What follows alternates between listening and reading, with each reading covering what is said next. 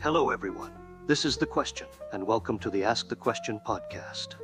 This is where I answer your questions with no limits, no restrictions, completely uncensored.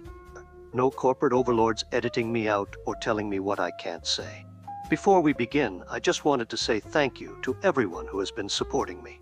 Seriously, it means a lot. I hope everyone is doing well in these crazy times we're all living through right now. Stay safe out there, and try your best to live life the way you want, despite how chaotic everything feels lately.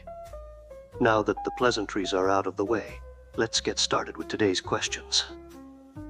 First up, we have Lena, who is asking if I'm doing okay, which is very kind of you. Thank you. Honestly, things have been stressful for everyone, but you just gotta keep going. It can be hard to know your own strength, but you gotta realize how strong you really are, and just keep moving ahead. As for Baskin-Robbins, I spent years tracking down that supposed 30-second flavor. They teased it for decades, like some urban legend of the ice cream world. I knew it had to be real somewhere. After all that searching, well, let's just say I did find something eventually. But will I reveal what it was? Maybe not. The fun part is watching you all keep asking me about this mystery flavor like detectives chasing a cold case. Booster Gold is one of my favorite characters. He's hilarious, but in the best way possible. He has this very human energy that makes him feel real. His personality and evolution as a character are incredibly well written. If you look at how much he grows from being just some overconfident time traveler to actually becoming responsible and heroic, that's masterful storytelling. The Justice League episode, where he handled crowd control, showed exactly why so many people relate to Booster Gold. Because honestly, most of us would probably act exactly like him if we had his powers for even 5 minutes. The kind of relatability and storytelling in such a short time shows just how much passion and talent writers used to have back in the day. You didn't need to be sad or depressed for a character to feel real. Booster Gold proves that. He's an amazing character, and I love him. That Justice League episode really drove home something important. You don't have to stop a plane with your bare hands or be some famous hero recognized by everyone. To be heroic, you just help people because it's the right thing. Whether anyone knows your name afterward, doesn't matter. As for Blue Beetle, I absolutely love Ted Kord. He and I have been through a lot together. His character is so much fun to follow. But let me tell you something. Most people missed out on Dan Garrett entirely. The original Blue Beetle doesn't get the credit he deserves in modern conversations. To me, the best version was always Dan Garrett. If you've never read any of the original stories with him, I highly recommend it. Looking forward to that. Excuse me, Green Lantern? For the last time, I am not Green Lantern. My name is... Just kidding. I know who Booster Gold is. So now that I'm not in distress, I was wondering if maybe I was still your kind of damsel. 'Cause maybe we could have dinner, if you're not busy doing cleanup. Me? No. I only do crowd control.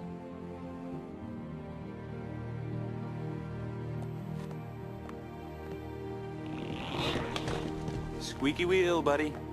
Squeaky wheel.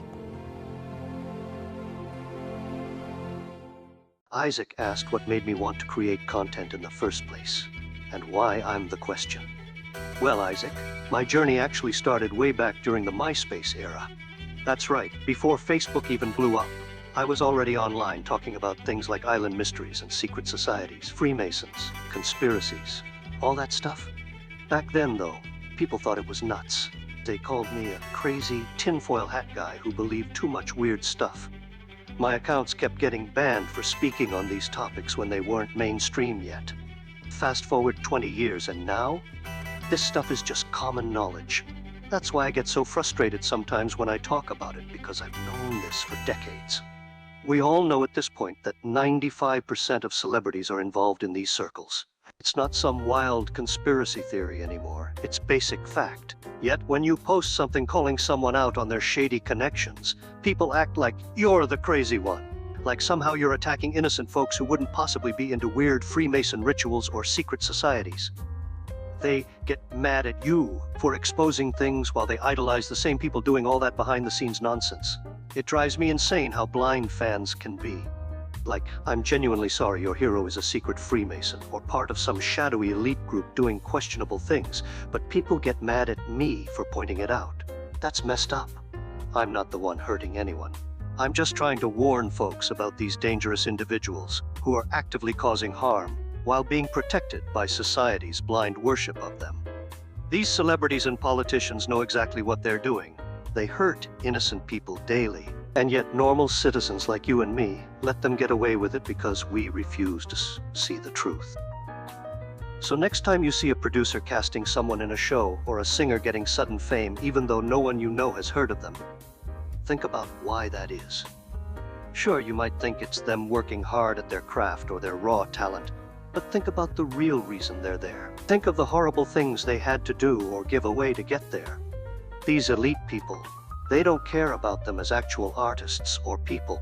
They just know they can make them famous and profit off them.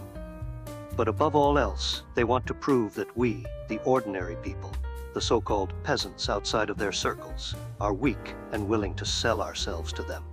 To these elites, that gives them more joy than any dollar or attention.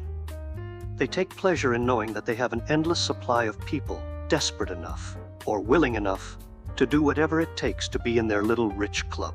It makes them feel superior, having a collection of desperate fools willing to trade their soul for fame and success.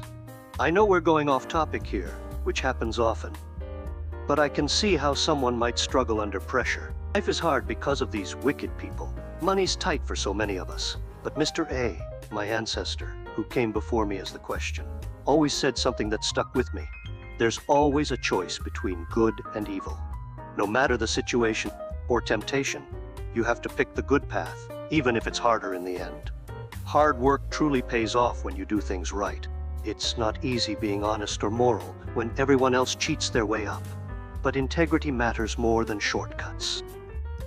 As for why I picked the question, doesn't it make sense, if you think about it?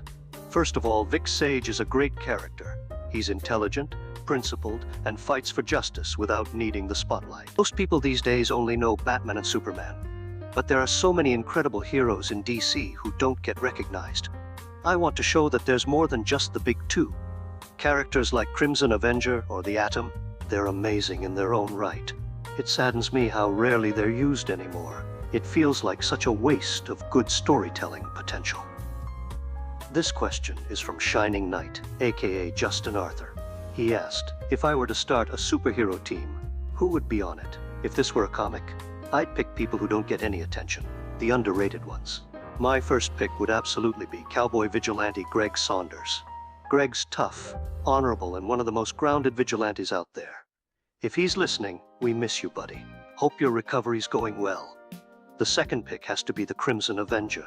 That man had grit before anyone knew what grit even meant in heroics. An Atom.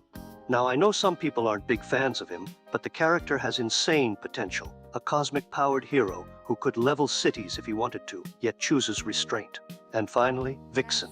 She's underrated too. Her connection to the animal kingdom and that speed, that's something special right there.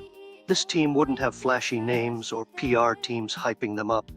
Just a group of heroes actually doing good work while everyone else ignores their existence. Nick asked me, what do you find happiness in?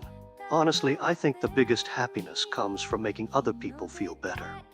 Seeing someone smile because of something I did, that's worth more than any award or praise.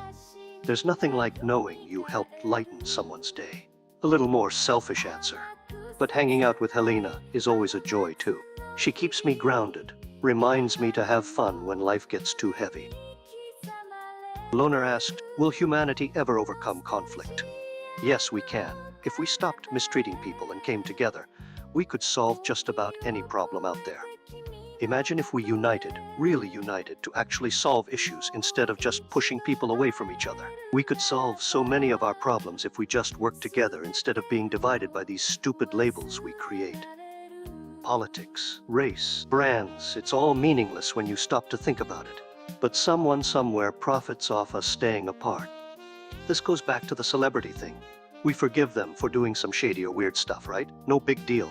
But if our neighbor does something small, maybe even accidentally rude, we stop talking to them forever. That's a huge problem most people don't consider. All people thrive when society stays divided like this. The more split we are, the easier it is for corrupt individuals and systems to gain power over us because they know we won't unite against real threats. Instead of focusing on actual evil out there, too many folks waste energy being petty with each other over nonsense, while elites laugh at how easy it is to control humanity by keeping everyone angry at each other. We need empathy, not just towards celebrities or strangers online, but towards our literal neighbors next door. If you can't forgive your neighbor after a minor disagreement, then what hope do you have of ever uniting against genuine corruption? Momazin asked a fantastic question. If I were getting a new comic series, who would I want to write it? Without hesitation, Steve Ditko, my original creator. He's easily one of the top 5 minds this industry has ever seen. There will never be another Steve Ditko. His storytelling and art style were revolutionary in ways no one else could replicate. If he wasn't an option for some reason, Paul Dini would be my next pick without question. To me, he's the greatest writer of all time in this business. The man could turn absolute garbage into gold with his writing alone. That's just how masterful he is when it comes to crafting heroes and their stories. I felt about The Question Returns from 1997. I have a lot of respect for Dennis O'Neil. He always wrote me in a way that felt true to the original vision from my creator, Steve Ditko. O'Neil really took the time to make sure that I was written correctly, staying faithful to the original concepts that Ditko had for me in the past. Asians YK, who always asks interesting questions, asked this time, do I like 'em big or small? That's a great question, and the answer is simple. Go big all the way. Well, that's all the questions I have for today. If you loved this podcast, I'd appreciate it if you'd like, share, and subscribe. You can follow my Instagram for more question content. Thank you all, and be safe out there.